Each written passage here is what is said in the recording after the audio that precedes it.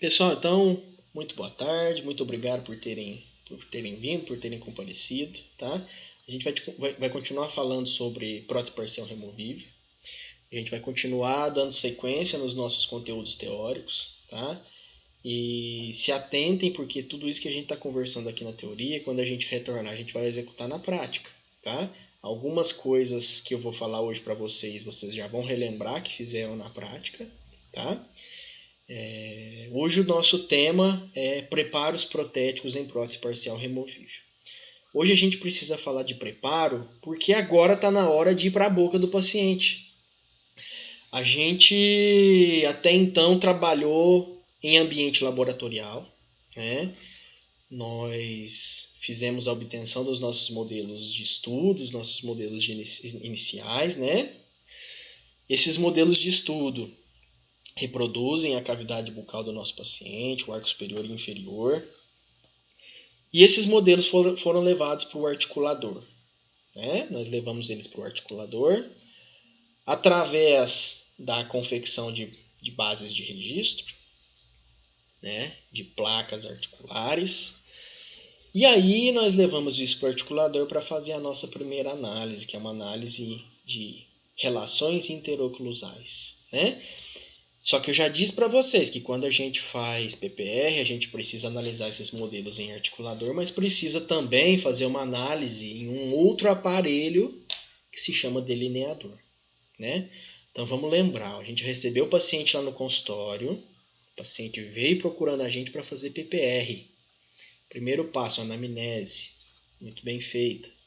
Vamos conversar com o paciente, vamos investigar o histórico dele, vamos desenvolver todo aquele questionário. Tamir, está gravando.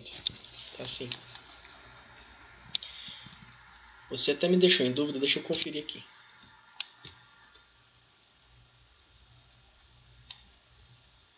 Sim, está gravando.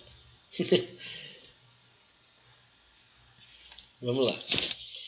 Então, nós fizemos a anamnese do nosso paciente, tá? Uma anamnese muito bem feita, muito detalhada. E aí o próximo passo é examinar, né? E aí o nosso exame, ele vai começar por um exame físico, tá? A gente vai fazer um exame físico avaliando o nosso paciente extraoral. Toda a análise extraoral do nosso paciente precisa ser desenvolvida também e anotada na nossa ficha clínica.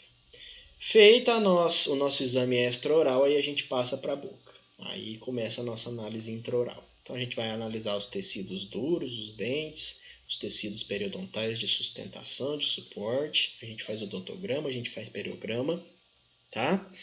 E nós temos ainda a possibilidade de solicitar exames complementares, as nossas radiografias, as nossas tomografias, exames laboratoriais de sangue, etc. São várias possibilidades. E aí, quando a gente está fazendo prótese, a gente tem também a análise dos nossos modelos em articulador e, para removível, o nosso delineamento. Então, tudo isso faz parte do estudo do nosso paciente, para que a gente feche um diagnóstico, para que a gente estabeleça um plano de tratamento, para que a gente planeje o nosso tratamento. E na aula passada, a gente treinou justamente o planejamento das próteses parciais removíveis. A gente treinou como essas próteses vão ser executadas lá na boca do nosso paciente. Então agora a gente já sabe como é que vai ser o jeitão da prótese lá dentro da boca, onde é que essa prótese vai encaixar, que dente que eu vou usar como pilar, onde que eu vou precisar preparar, onde é que vai meu grampo, onde é que vai meu braço de retenção, meu apoio, minha reciprocidade, etc.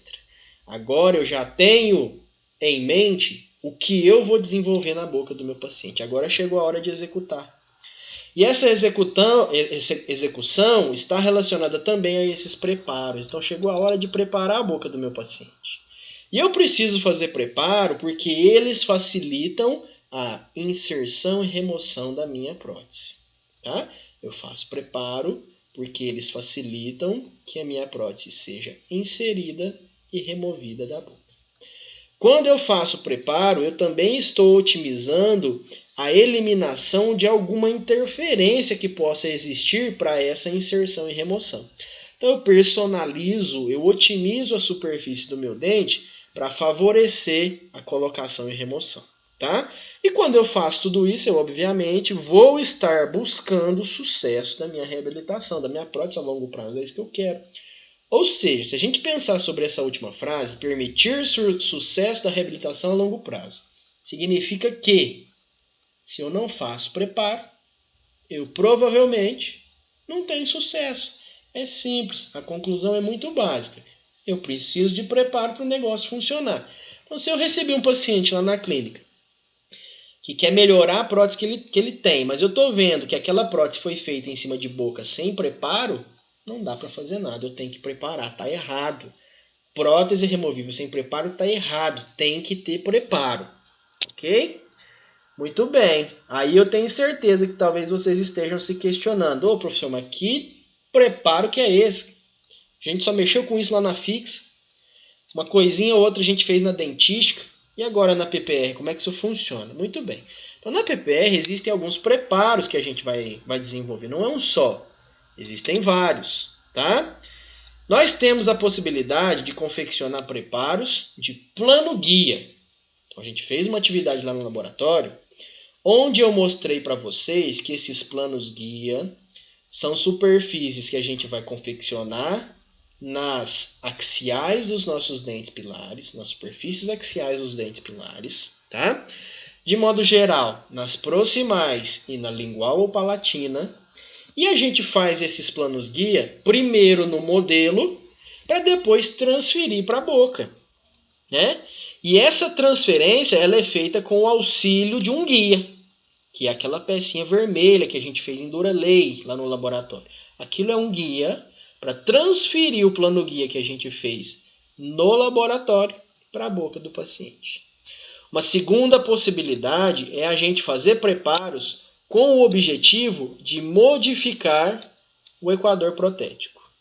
Então, às vezes, o equador protético do nosso dente ele está em uma posição não muito favorável para a confecção da nossa prótese, e através de preparo a gente consegue mudar o lugar dele. A gente vai ver isso já já. Tá? Vou mostrar para vocês.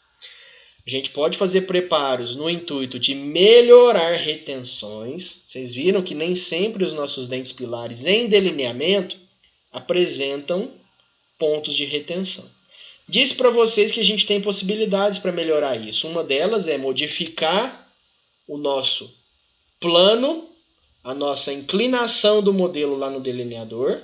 E aí, se eu fizer isso, eu tenho que associar essa nova inclinação a novos planos guia, tá? Mas uma outra possibilidade é criar retenção. A gente cria ela através de resina. Vou mostrar para vocês como é que isso funciona, tá? Posso ainda corrigir o plano oclusal do meu paciente. Isso a gente faz quando eu tenho dentes fora de oclusão, dentes inclinados, extruídos, intruídos, etc. A gente consegue corrigir plano oclusal. E o preparo que a gente mais executa, que a gente mais vai fazer, que é indispensável, eu já mostrei, já provei isso para vocês, que é o preparo dos nichos. Maravilha, essas são as nossas possibilidades. A gente vai começar falando sobre preparo de plano guia. Muito bem, definição. Vocês já sabem, estou lembrando, ó. 2 ou mais áreas planas, naturais ou preparadas, nas paredes axiais dos dentes pilares. Elas precisam ser paralelas entre si e a trajetória de inserção da nossa prótese.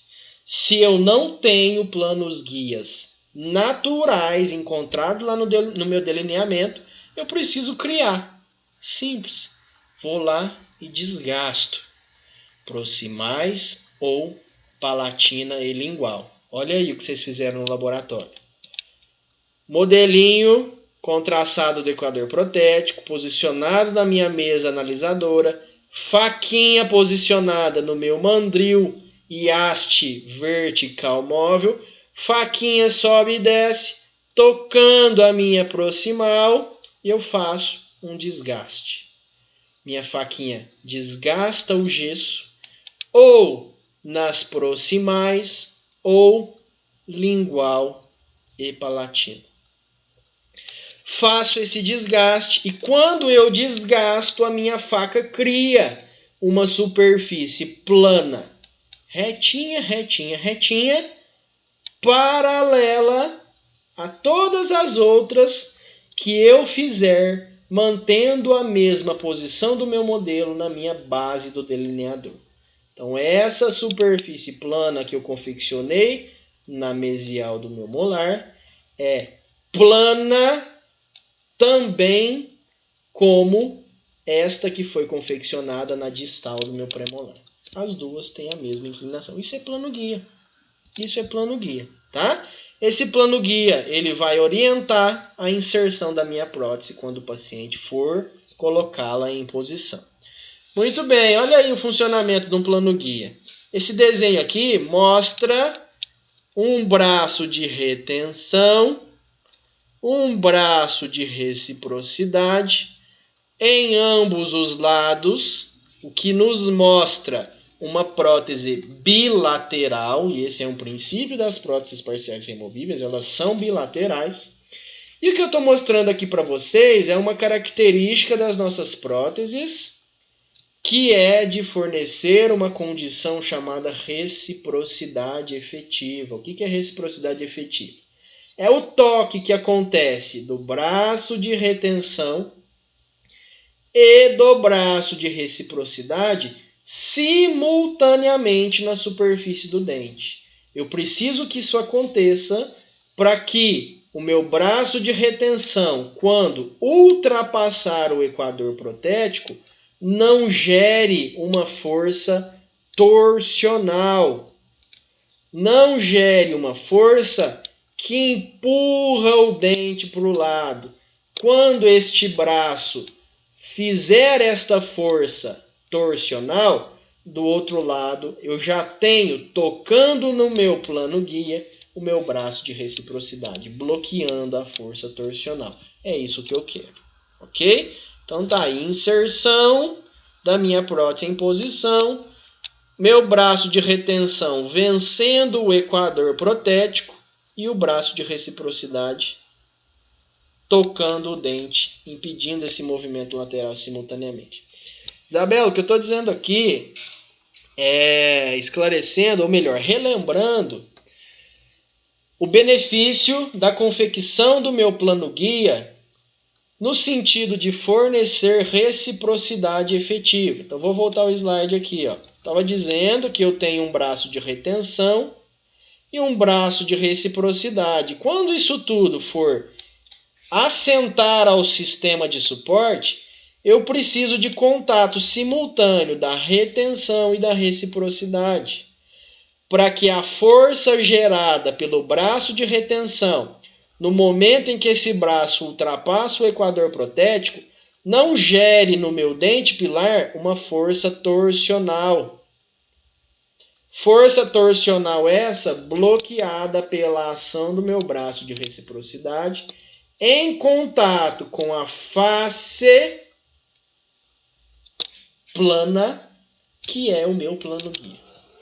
Ok? É isso que eu mostrei aqui. A gente já inclusive viu isso aí lá na nossa aula de plano guia.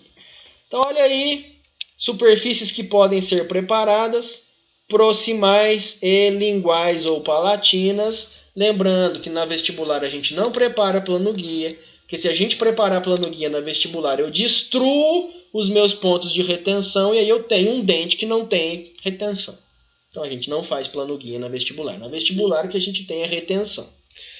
Show de bola, vamos lá. Confecção de planos guia. Como é que funciona isso? Bom, o primeiro passo é fazer o nosso delineamento.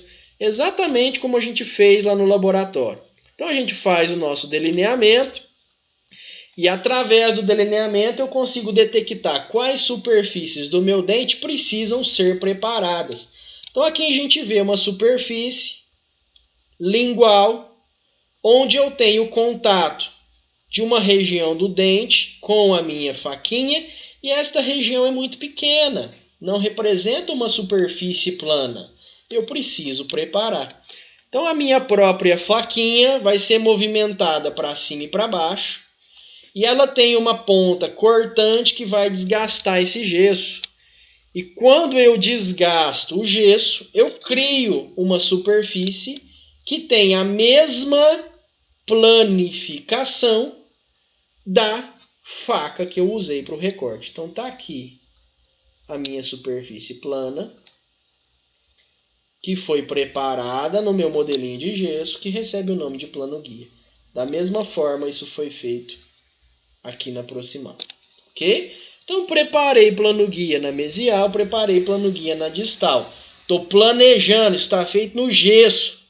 Agora, minha tarefa é levar para a boca. Só que eu tenho que levar para a boca do mesmo jeito que eu fiz no gesso. Muito bem, aí nós vamos fazer o quê? Nós vamos fazer um guia de transferência do mesmo jeito que vocês fizeram no laboratório. Exatamente a mesma coisa. Então, eu vou usar um isolante, tá? Um isolante para gesso. Vou aplicar esse isolante com abundância sobre todo o dente que vai receber o guia de transferência. E sobre este dente, posicionada a minha faquinha em contato com o meu plano guia, estando esta superfície plana lubrificada com vaselina, eu vou aplicar na superfície oclusal do dente que recebeu o preparo para plano guia, resina acrílica. Que resina acrílica? Qualquer uma, pessoal. A Duralay é uma ótima opção, porque ela é muito estável. Então é ótimo usar resina Duralay, é ótimo. Mas se não tiver, ou se não quiser, pode usar outra, também dá certo, tá bom? Nesse exemplo aqui, a gente está usando a resina cor-de-rosa, beleza. Posicionei a resina na oclusal, a resina toca a superfície plana da minha faquinha e eu automaticamente tenho a cópia dessa superfície plana indicando onde é que está o meu plano guia. Muito bem. Agora eu preciso levar isso para a boca, ok? Então este guia de transferência vai sair do meu modelo em gesso e eu, com o auxílio de uma broca, de uma ponta diamantada 4103, essa é uma das opções que a gente tem, tá? Não se preocupem com os números, eu quero que vocês se preocupem com o formato. Essa é uma broca que tem superfície cilíndrica e paralela. Então, ela é um cilindro, as superfícies são paralelas, tá? Os lados da minha broca são todos retinhos, ela não tem conicidade. Diferente daquelas que a gente usa lá na fixa, que são cônicas, essa é um cilindro com paredes paralelas, ok? 4103 é uma das opções. Muito bem, agora tá fácil, isso vai para a boca. Olha lá, posicionei meu guia de transferência na boca do meu paciente. Broca encostadinha na superfície plana do meu acrílico. A região que precisa ser desgastada, ela ultrapassa o meu acrílico. Agora basta que eu desgaste o dente até que a broca seja nivelada ao meu acrílico.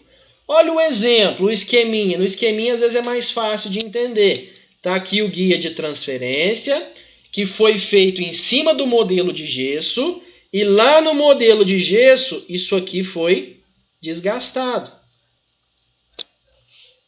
Eu decidi lá no meu planejamento que essa região precisava ser desgastada. Eu trouxe o guia de transferência para a boca e agora o que eu preciso fazer?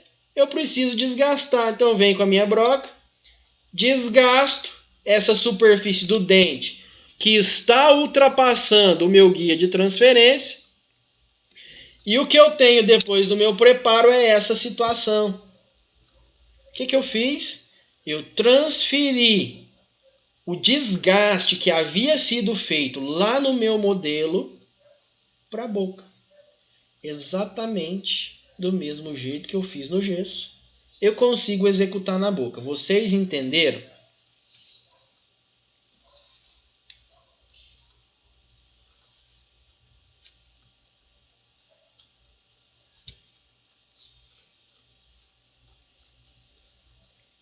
Tranquilo? Pessoal, se alguém quiser abrir áudio para perguntar, pode ficar à vontade, viu? Não tem problema não. Bem tranquilo. Olha lá na boca como é que fica. Ponta diamantada 4103. Vou desgastando a superfície do dente até que a broca toque o meu guia. Quando eu consigo isso, significa que eu consegui um desgaste do dente semelhante ao desgaste que eu fiz lá na boca.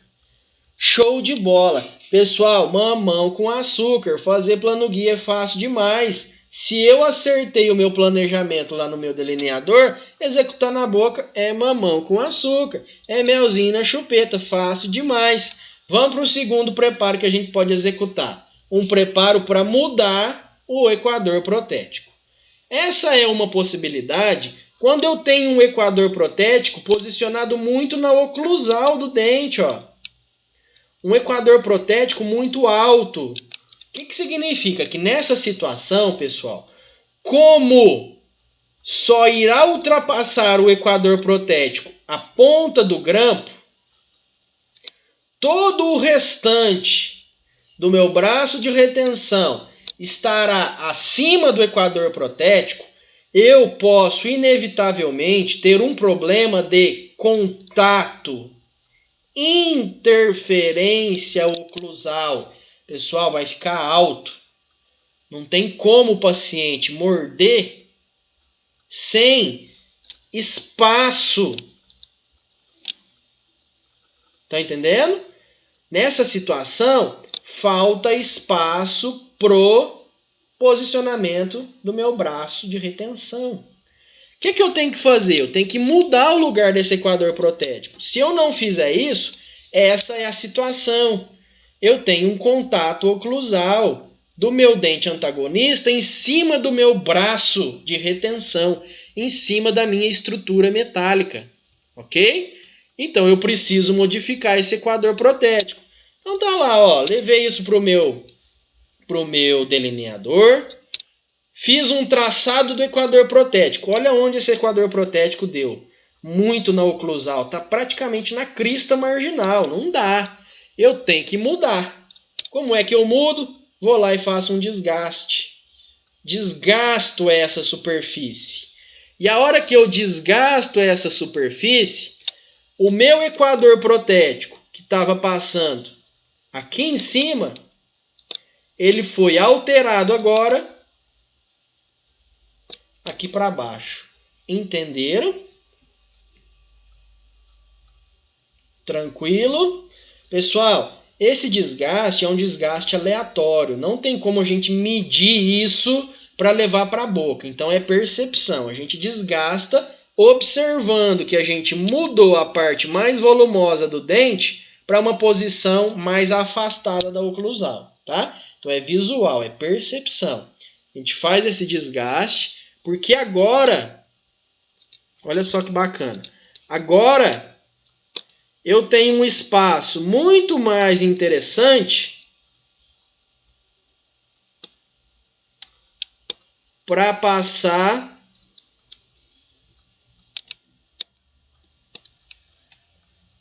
o meu braço de retenção.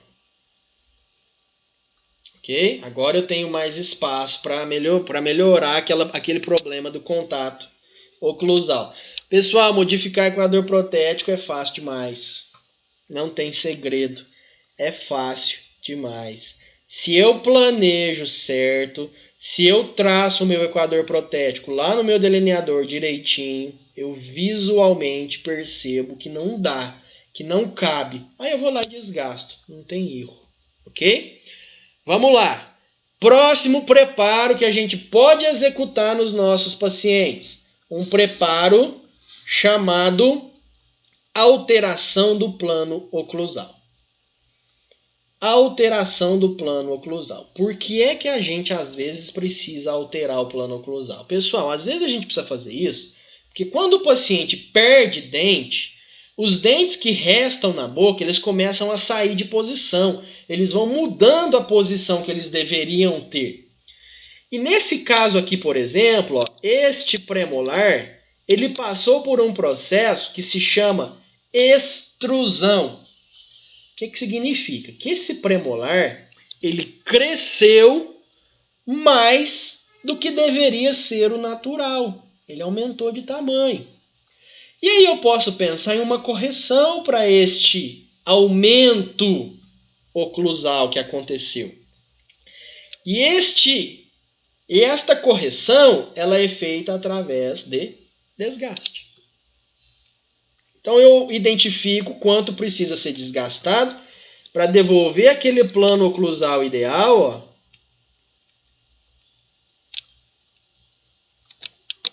Identifico quanto eu tenho que desgastar. Força torsional.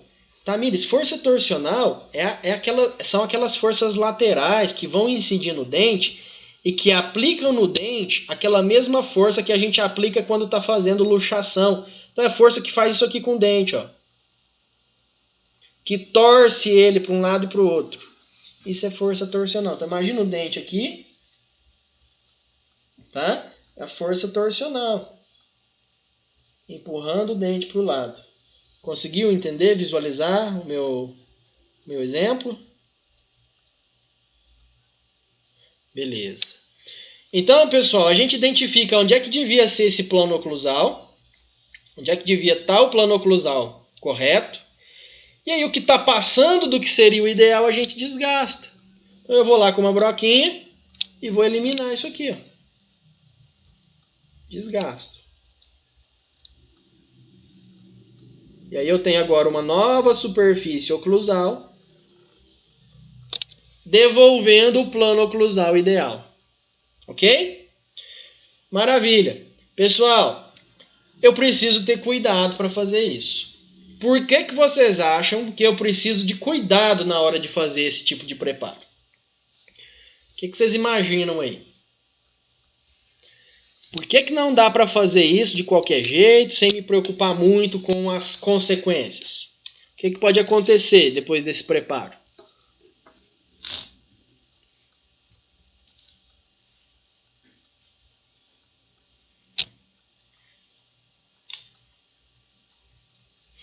Opa, olha só, o Yuri já matou a charada logo de cara. Yuri, essa é uma das possibilidades. O meu desgaste pode ser tão grande a ponto de eu acabar desenvolvendo no meu paciente uma reação inflamatória pulpar, sensibilidade, dor e a necessidade de um tratamento endodôntico.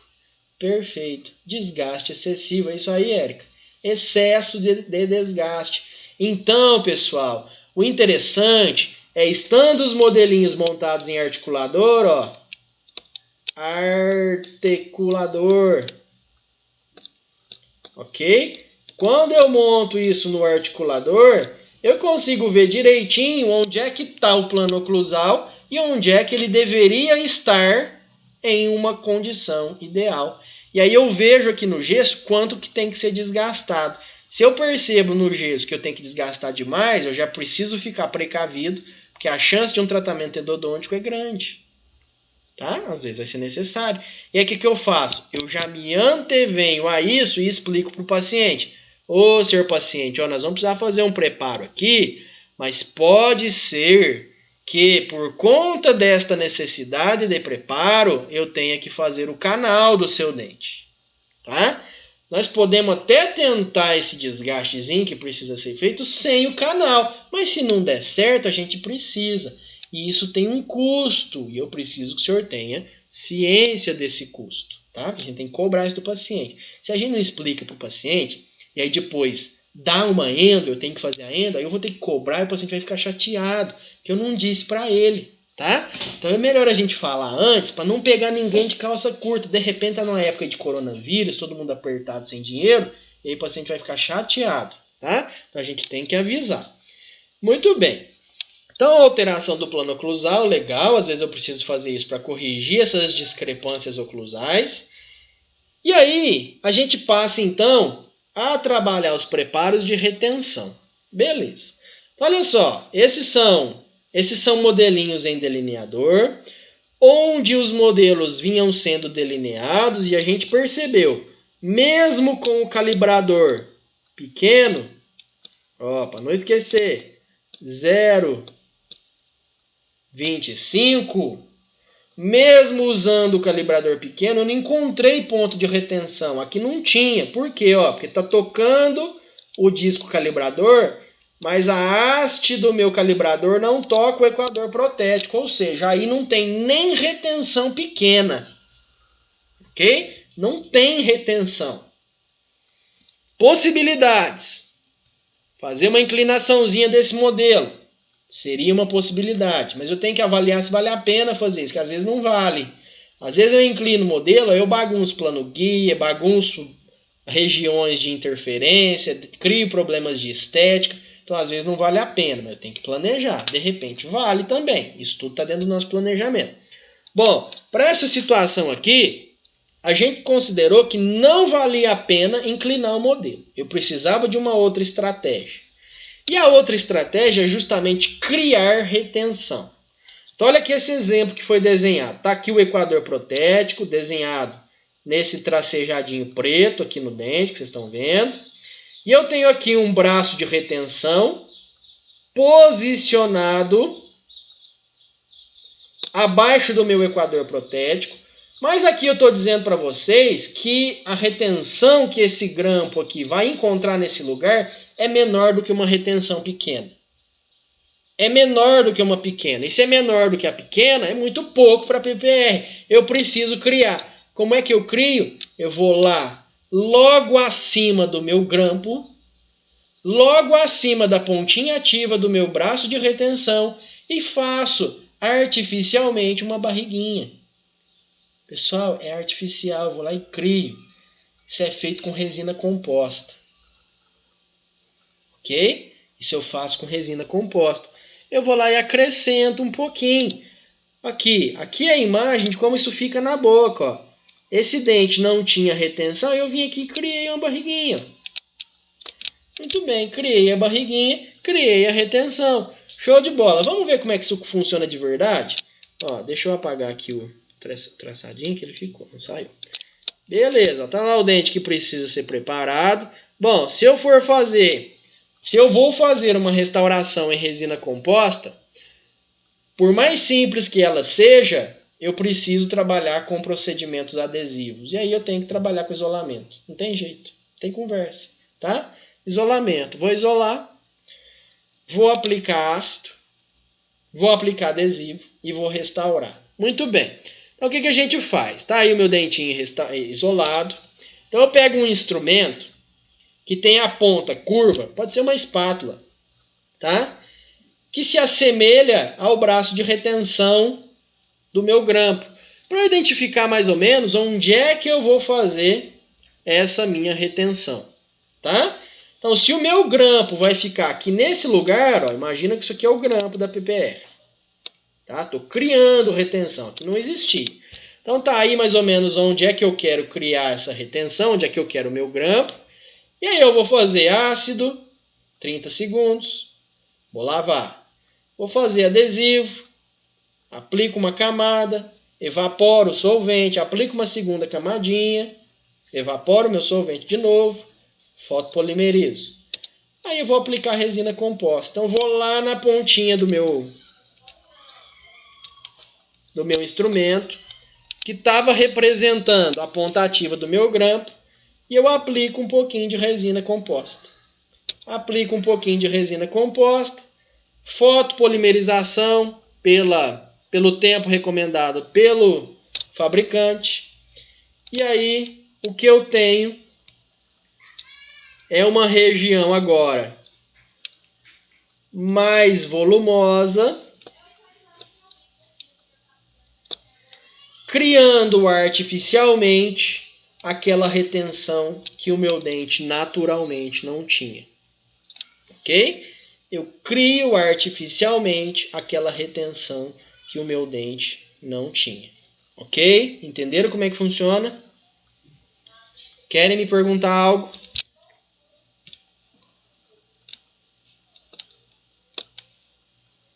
Isso, eu faço a barriguinha, Érica, com resina composta. Faço a barriguinha com resina composta. E aí essa barriguinha agora se transforma em uma retenção. Ok? Beleza. Às vezes, tem aluno que pergunta assim, professor, mas essa resina não solta? Pode soltar, tá? Como ela é aderida ao dente através de um processo de adesão, e esse processo de adesão ele pode sofrer falha, pode falhar, tá? Só que se falhar, a gente vai ver que falhou e vai restaurar de novo, vai criar de novo, sem problema nenhum. vou lá e faço mais uma vez. Ok? Tranquilo, sem dificuldade, tá? Pessoal, Érica, você faz isso nos casos em que no teu delineamento você identificou que não existe retenção e que você percebeu que não é uma boa opção mudar a posição do teu modelo lá no delineamento, tá? Você percebeu que não tem retenção lá no teu delineamento, você viu que não tem retenção e você não quer mudar a inclinação do teu modelo. Aí você vai lá e cria uma retenção, tá? Pessoal, existem outras possibilidades para criar isso. Quais outras possibilidades? Ao invés de eu fazer um acréscimo com resina composta, eu poderia vir nesse dente, fazer um preparo para coroa total, do jeito que a gente fez lá na fixa, preparo para coroa total, fazer neste dente uma coroa total e na coroa eu criar retenção, tá? Então, o protético faz uma coroa artificial para esse dente com retenção. Dá para fazer assim? Dá, sem problema algum. Ok? Dá para fazer. Qual é a grande limitação para fazer esse tipo de preparo em um dente como esse que vocês estão vendo aí? Vale a pena essa opção? Um preparo para coroa total num dente como esse que vocês estão vendo aí? Sim, não, mais ou menos.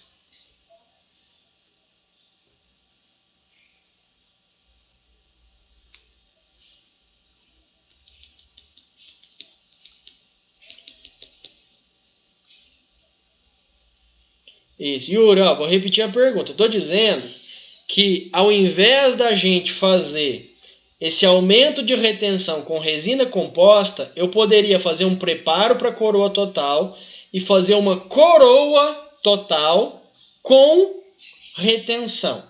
Tá? Eu peço para o protético lá no laboratório, falo, ô, seu protético, faz essa coroa aí com a barriguinha mais volumosa, porque ela precisa de retenção para segurar uma PPR.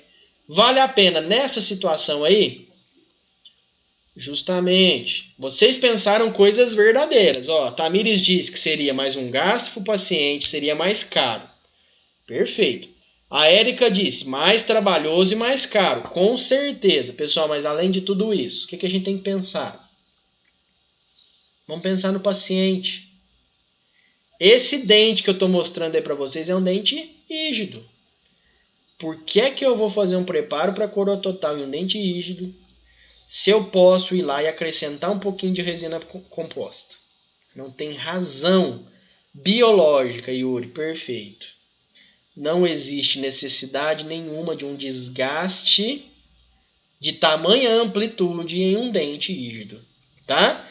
Só que nós nos depararemos com situações em que esses dentes pilares estão destruídos.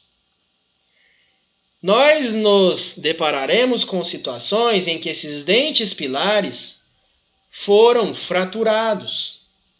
E aí sim, nessas situações, vale a pena uma confecção de coroa total, solicitando que o protético confeccione na coroa uma região mais volumosa que funcionará como retenção para minha prótese parcial removível. Show de bola! É exatamente isso. Vocês precisam dessa consciência biológica. O paciente não merece perder uma coisa que é dele por conta de um preciosismo nosso. Ok? Muito bem. Vamos lá. Vamos agora aprender a preparar nicho. Vamos agora aprender a preparar nicho. Muito bem. Nicho é show de bola. Nicho é bacana. Nicho é legal. Só parece com lixo, mas não é lixo, é nicho, tá? Os nichos são essenciais, são indispensáveis, tá? E a gente precisa fazer, tá? Então, se tiver dificuldade, vai ter que treinar, porque tem que aprender, não tem jeito, tá? Nós vamos treinar bastante, nós vamos treinar muito e nós vamos fazer junto lá no laboratório e também na clínica, beleza? Para que serve um nicho? Bom, se eu faço um nicho, é porque nele vai um apoio. Ok? Se eu faço um nicho, é para que eu encaixe nele um apoio. Então, uma das funções do nicho é exatamente alojar o apoio. Onde é que a gente faz nicho? Ou a gente faz na oclusal dos dentes posteriores, e aí as minhas opções é fazer nas proximais, ocluso-proximais, mesial e distal por oclusal. Só que eu tenho também dentes anteriores, aí nos meus dentes anteriores eu vou fazer no cíngulo, tá? Outra função do meu nicho, permitir a orientação da força mastigatória. Lembra na aula de planejamento eu disse para vocês que se a gente não fizer nicho, eu corro o risco de ter a incidência de uma situação que se chama plano inclinado, tá? Então eu faço nicho porque nesse nicho eu alojo o meu apoio e, fazendo isso, eu evito o surgimento de um plano inclinado. Eu direciono, eu oriento a minha força mastigatória para o longo eixo do meu dente pilar. Eu evito, Tamires, que forças torsionais surjam. Eu evito que esse meu dente seja submetido a forças laterais. Tá bom? E eu ainda de quebra melhoro suporte e estabilidade. É bom demais. É bom demais. Nicho tem que fazer. Não tem jeito. Onde é que eu faço? Vocês estão carecas de saber. Nos molares e pré-molares, na oclusal. Onde mais especificamente? Oclusal por mesial e distal. Por quê? Porque nessas regiões eu tenho umas áreas mais profundas que são chamadas fossetas. Fossetas. Não confundam. Fossetas. Tá? Eu faço esses nichos nessas fossetas mesial e distal. Muito bem. E eles vão alojar os meus apoios. Nos caninos, eu faço no cíngulo. Nos incisivos e caninos inferiores, eu também faço no cíngulo. Ou seja, nos meus dentes anteriores, o preparo de nicho é no cíngulo. Nos meus dentes posteriores, o preparo de nicho é na oclusal. Muito bem. O fato, pessoal, é que alguns dentes anteriores têm um cíngulo muito pequenininho. E aí a gente vai aprender a driblar essa situação, tá? Beleza. Os meus nichos, eles podem ser preparados em dentes íntegros, e aí esse meu preparo é restrito em esmalte, tá? Esse meu preparo não é profundo a ponto de atingir a dentina.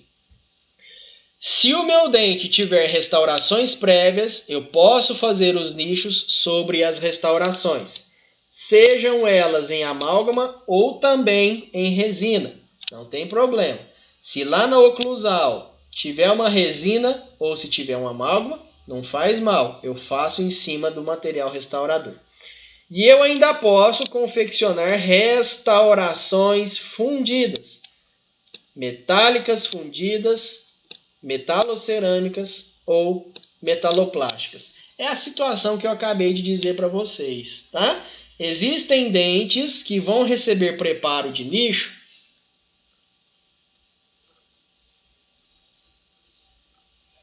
Yuri, você pode, tá? Mas não precisa, tá? Você pode fazer, mas não precisa. Você vai perceber que a consistência do gesso é muito diferente da consistência que você vai encontrar no preparo em esmalte, tá?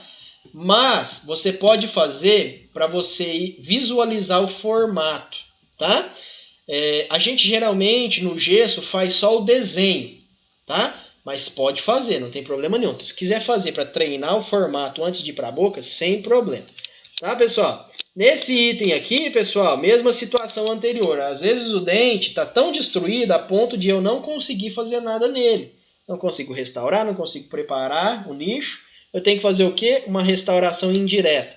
Então eu vou fazer um preparo, vou fazer uma moldagem, isso vai para o laboratório e o laboratório me devolve uma restauração metálica fundida, uma coroa de metal, e essa coroa já vem com um nicho feito, ou uma coroa de metal mais cerâmica, e essa coroa já vem com um nicho pronto do laboratório, ou uma coroa de metal mais plástico, mais resina. Isso já vem do laboratório, tá? É só eu instalar na boca, tá bom? Essa é a broquinha que a gente vai usar para fazer os nossos preparos. É uma broquinha 21-31 ou 31-31, tá? Em alternativa a essa broca, a gente consegue usar também uma broca esférica. Vocês têm essa broquinha esférica nas brocas de prótese e também dentística. É uma 10-15 ou 10-16, também dá certo, tá? Pode usar ela também.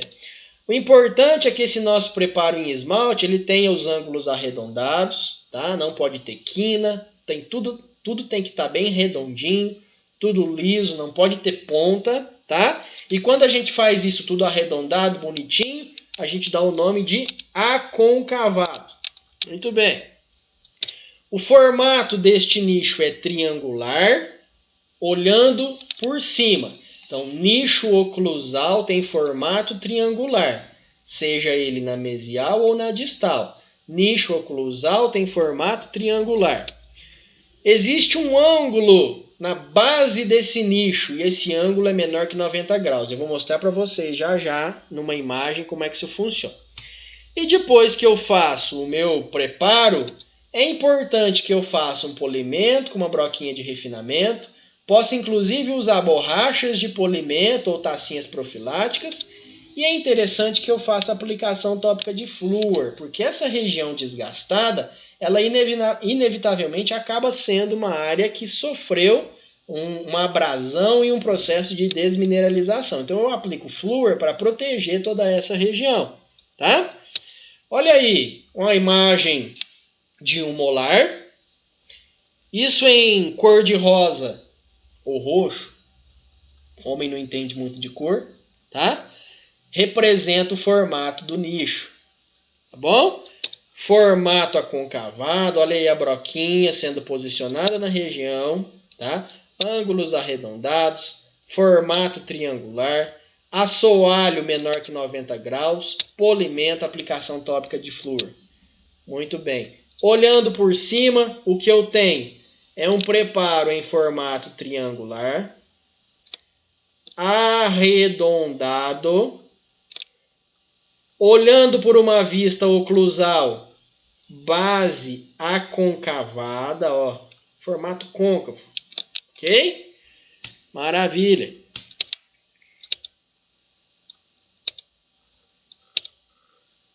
Fiz o preparo polimento, flúor, isso aqui é que é o ângulo menor que 90 graus. Opa, riscou aqui sem querer. Olha aqui.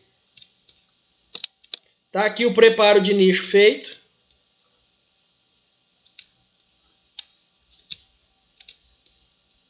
Se eu fizer um traçado rente ao dente e outro traçado seguindo a base do nicho que foi preparado, esse ângulo aqui, ó, é menor que 90 graus. Ok? Se a base do meu preparo tivesse ficado assim, pessoal, ó, eu teria aqui 90 graus. O que a gente conclui? Muito fácil, olha que percepção bacana. Significa que, para que eu consiga um ângulo menor que 90 graus, é bem fácil.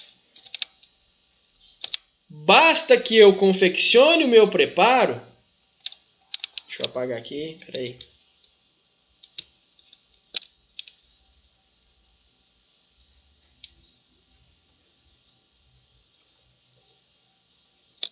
Para fazer isso é tranquilo, pessoal. Basta que eu confeccione meu preparo, olha aí a broquinha esférica, tá? Dando o formato arredondado. Abertura de aproximadamente 2,5 milímetros. Profundidade de 1 a 1,5. Muito bem, então tá fácil entender. Bom, se é de 1 a 1,5, significa que, vou voltar aqui a imagem, ó. Para eu ter um ângulo de 90 graus, significa que o meu preparo aqui tem 1 e aqui tem 1,5. Ou seja, o meu preparo tem uma inclinação. O meu preparo tem uma inclinação.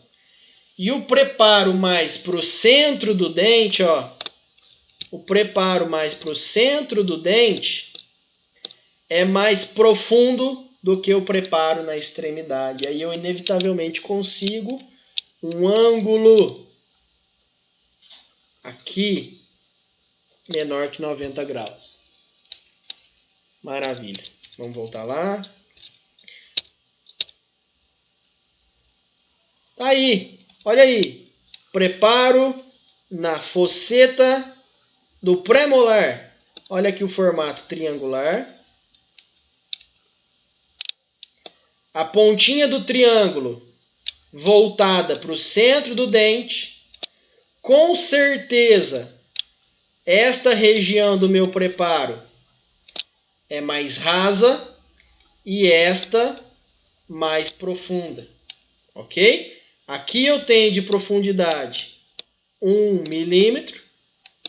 Aqui eu tenho de profundidade 1,5. O meu preparo, nessa situação, tem essa inclinação. Luma, não entendeu? Não entendeu essa questão relacionada ao preparo? Essas inclinações, essas profundidades? O que você não entendeu? Ah, tá. Então vou voltar aqui. Ó. Vamos lá. Estou dizendo para você que o meu preparo ele vai ter uma inclinação aqui.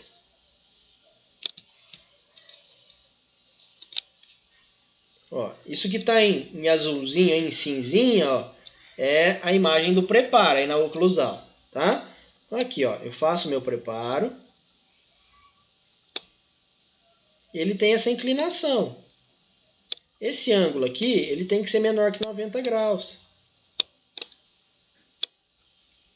Para eu conseguir um ângulo menor que 90 graus, ó, imagina que a oclusal está aqui, ó.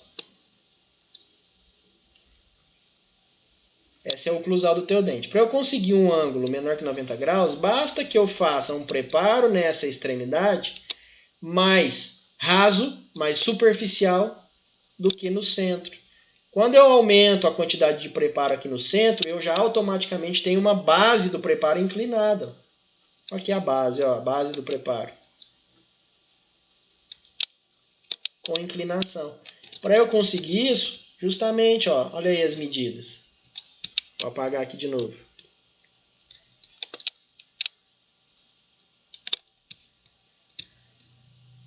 Ó, nicho,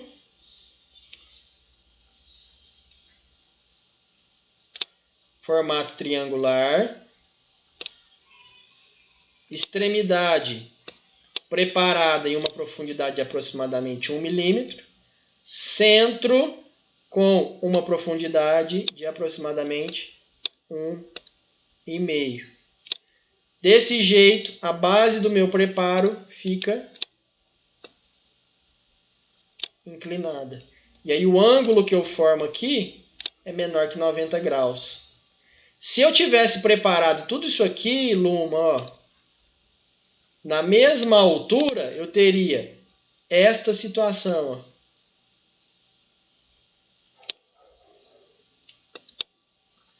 E aí o ângulo que se formaria aqui seria um ângulo de 90 graus. Entendeu? Por isso é que, para o centro do dente, o meu preparo é mais profundo, para ele ficar um pouquinho inclinado. Tá? Quando eu tenho essa inclinação, eu tenho um direcionamento de forças para o longo eixo do dente mais eficaz, mais interessante. Tá?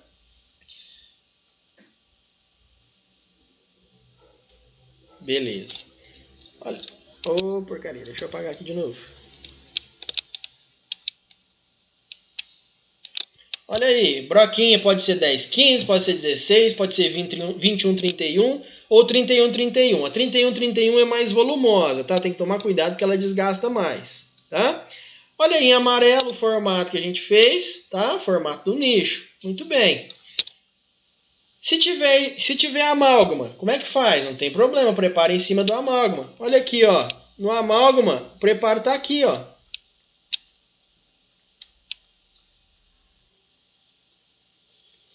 Do mesmo jeito. Abertura de aproximadamente 2,5. Agora eu estou falando de abertura, tá? Não estou falando de profundidade. A abertura, distância entre essas duas paredes.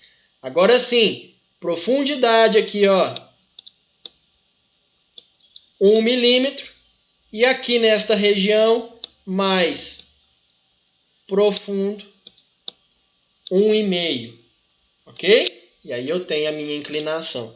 Maravilha, show de bola. Tá? Não é difícil.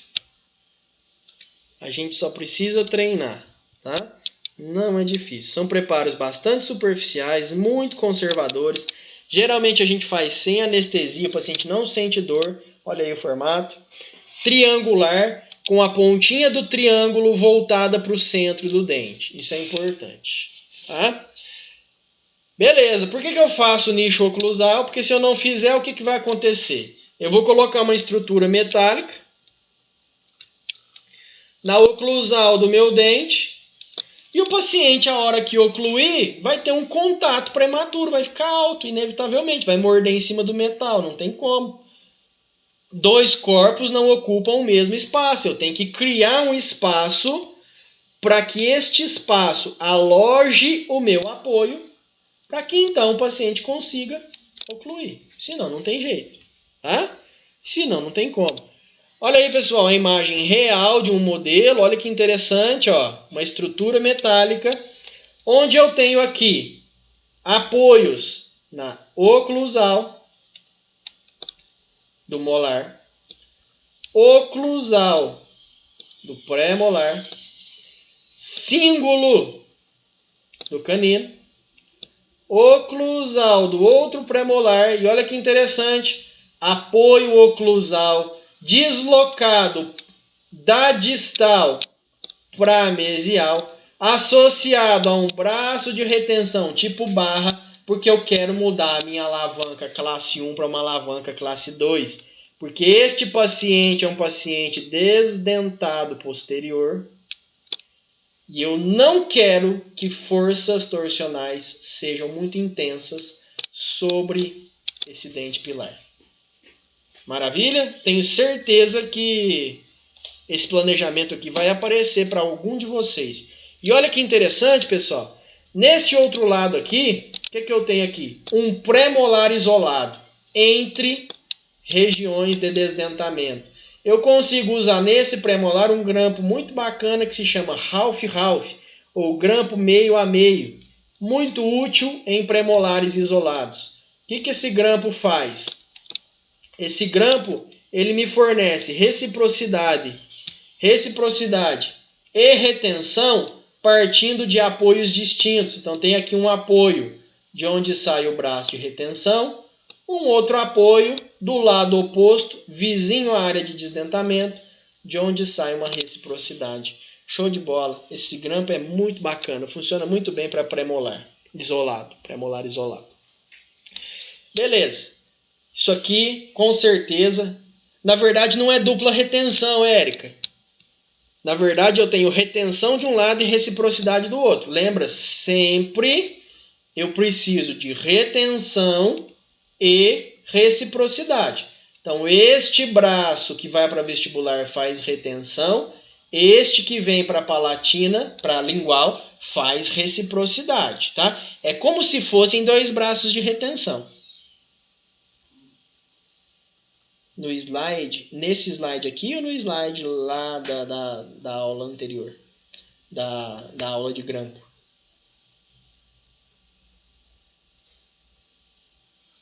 Ah, tá. Não, vamos conferir, tá? Vamos conferir, vamos ver sim, tá? A gente até pode ter uma situação de retenção aqui, mas ele vai funcionar também como reciprocidade, tá? Vamos conferir sim. Dá uma olhadinha, depois você me dá um toque. Grampo geminado. Esse aqui é muito comum. Muita gente vai ter nos modelinhos lá para fazer, tá? Muito comum, aparece demais. Grampo geminado nada mais é do que dois grampos circulares ou circunferenciais unidos, tá? Então eu tenho um grampo que vem para o dente posterior, um grampo que vai para o dente anterior, um unido ao outro. Olha aqui um exemplo feito em gesso, tá? Grampo geminado no molar. Só que como eu tenho a união de dois grampos circulares, eu preciso de uma região entre esses dentes que me permita uma estrutura mais volumosa para saída de um braço para um lado e saída do braço para o outro. Saída para um lado, saída para o outro. Ou seja, nesta área aqui central, eu preciso criar uma canaleta. Uma canaletinha, ó. E essa canaletinha eu faço com aquela mesma broca que eu usei para fazer plano guia. Ó, por que eu tenho que fazer essa canaleta? Porque aqui eu tenho a união dos dois circulares. Então eu preciso de espaço para alojar isso aí. Se eu não fizer, vai faltar espaço, tá? Se eu não fizer, vai faltar espaço. Ok? Sem pergunta, né? Tranquilo? Vou voltar aqui para vocês verem. Olha a broquinha, ó. 4103, deitadinha, eu faço a canaleta. Olha aqui a imagem da canaletinha. Dela sai um braço para cá e vai sair outro braço para cá. Muito bem. Bom, o que falta agora? Falta a gente fazer preparo para nicho no símbolo. Ok? E aí nós temos duas possibilidades. Fazer preparo em esmalte, ok? Ou fazer preparo com resina composta se porventura o símbolo do meu dente for muito estreito, tá? Esses preparos em esmalte vão ser em forma de canaleta concavada, sem o rompimento das cristas marginais. Em esmalte, essa canaleta concavada tem um formato de V ligeiramente arredondado, sendo que o assoalho do nicho deve formar com o logo no eixo do dente um ângulo menor que 90 graus. É o mesmo princípio lá do nicho oclusal. Olha aqui a imagem. Essa é a broquinha que a gente vai usar, tá? A pontinha diamantada, ela é uma pontinha que tem formato cônico invertido, tá? Diamantada 11,50 ou 11,51, ok? Olha ela aí.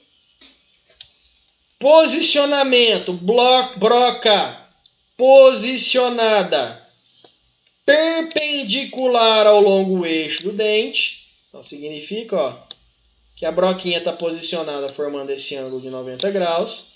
Essa broquinha vai fazer um movimento no sentido mesiodistal.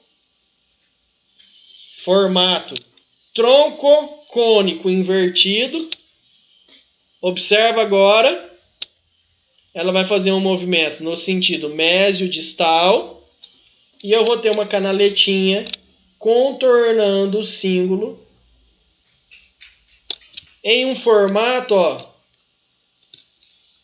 de V invertido. O que é esse formato de V invertido? É isso aqui, ó. Esse é o V invertido, ok? Por uma vista lateral, o que a gente vê é isso, tá? Mais uma vez, ó. Ângulo formado menor que 90 graus, tá? Traçando uma reta aqui, outra reta passando pela base do preparo, o ângulo formado menor que 90 graus. Por que que isso é importante? Por que que essa inclinação é interessante? Porque, pessoal, olha só, quando o paciente morder aqui em cima, ó, a força que incidir aqui vai ser direcionada para cá, longo eixo do dente, ok? Diferente se eu tivesse um ângulo formado de 90 graus, ó, vou desenhar aqui para vocês. Se o ângulo fosse de 90 graus, olha só, imagina que o meu preparo fosse assim. A hora que o paciente morde aqui, ó, para onde é que vai a força? Para o lado, não é o que eu quero. Não quero força lateral, tá? Eu quero força no longo eixo do dente. Só que muitas vezes o nosso cíngulo é muito pequenininho e não dá para preparar. Cíngulos muito estreitinhos, não dá para preparar. Isso acontece muito nos dentes inferiores. E aí eu faço um acréscimo com resina composta. Para fazer esse acréscimo, eu vou usar uma broquinha. Agora a broca muda. Antes era broca tronco, cônica, invertida. Vou voltar, ó. Tronco, cônica, invertida. Ela tem esse comprimento. Agora mudou. A broca é cone invertida. O formato é até semelhante, mas ela é mais estreitinha, menorzinha. Broca agora no longo eixo do dente. Antes ela estava perpendicular, ó, antes ela entrava desse jeito. Agora ela está assim. Vou fazer uma canaletinha pequena, tá? Pequena. E aí sobre esta região eu vou aplicar resina composta. Essa canaletinha a gente faz só para criar retenção.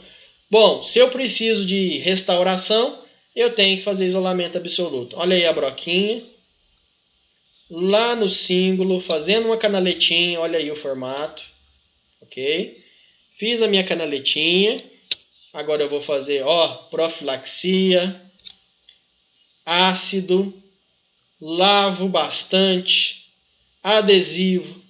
Polimerizo e vou aplicar resina composta. Aplico resina composta e agora, esculpindo, eu dou o formato que eu preciso para o meu nicho. Olha uma outra vista como é que fica. Tá aqui. Meu nicho preparado em região de cíngulo pouco volumoso. Tá? Então eu criei um maior volume no cíngulo para que agora sobre a resina composta eu conseguisse fazer o meu preparo. Entenderam ou não entenderam nada?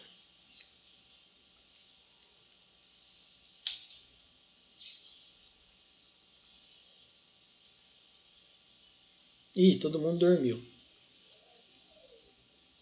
Sim, beleza. Entendi, beleza. 14 pessoas. Eu vou puxar a orelha de todo mundo. Porque nossa turma não tem só 14 alunos. Sim, muito bem.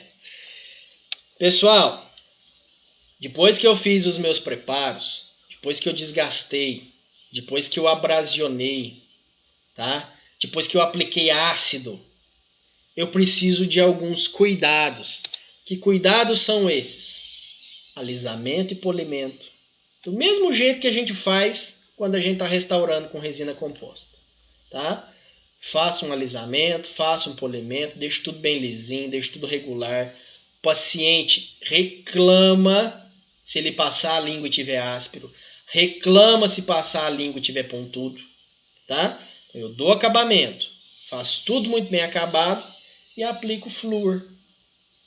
Aplicação tópica de flúor para remineralizar tudo isso, para proteger e para prevenir que o meu paciente desenvolva algum episódio de sensibilidade. Ok? Pessoal, quais são as dúvidas?